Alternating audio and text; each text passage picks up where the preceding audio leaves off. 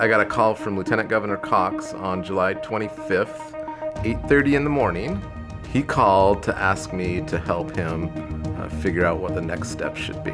So basically from every end of the spectrum, we're involved in the homeless initiatives, and with Operation Rio Grande, we've been able to get a lot closer touch points to the employment, the job training, the eligibility than ever before. Our department, in the beginning, we worked with all of the partners involved with Operation Rio Grande, getting it off the ground. That meant coordinating with public safety, the county, our partners at the Road Home, the city, other agency partners like the Department of Health, Human Services, bringing them all together so that we could coordinate what this meant, what Operation Rio Grande meant.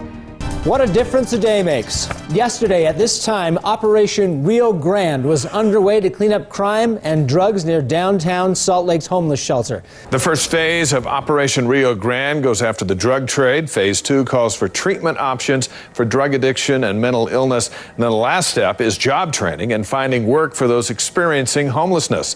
I can't be more pleased with the collaboration of our legal team, our facilities team, and our technology partners in bringing the safe space about.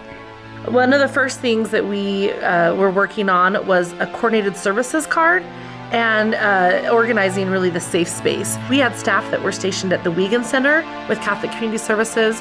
We had staff at the Community Connection Center, and we had staff at the Road Home that were issuing coordinated services cards, and we're actually working in each other's space. What I would like people to know about the safe space is that people really do appreciate us down there. I mean, they're really happy to have a safe space to go. There was a gentleman who came up to me and asked me if I would be in his street family, and he would be my street dad. One day when someone came to physically attack me, and she was up in my face, and the street family cut right in between the two of us and sent me to safety and got her away from the situation.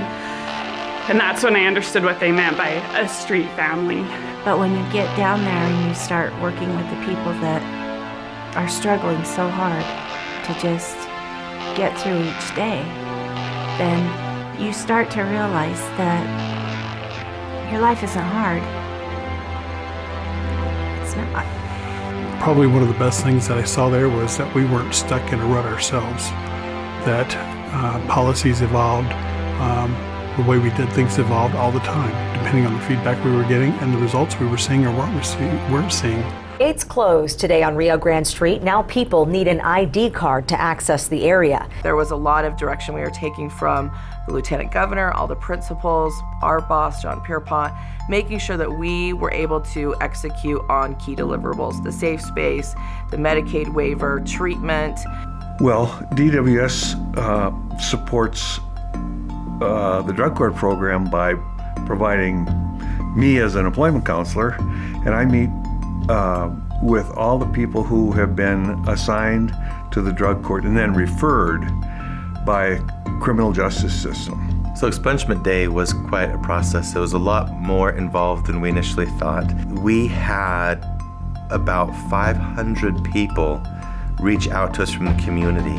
And so from there, it was narrowed down to 52 people who actually looked like they qualified through this pre-screening process. This is essentially the final critical follow-up phase to Operation Rio Grande. The dignity of work phase, the final official phase of Operation Rio Grande, that is right within our wheelhouse. So doing a lot of assessments up front to make sure that a plan works for them. So we've built in some dignity activities, things like Dream Team events where they will go and do a working interview at an employer. We help our homeless customers find housing and work so they can provide for themselves. A specific customer I can think of, he really did not like staying at the Road Home. I met him at the safe space. He wanted to get out of there so bad. So we eventually helped him find a job with FedEx, and he eventually got housing. And now he is going to school to become an EMT.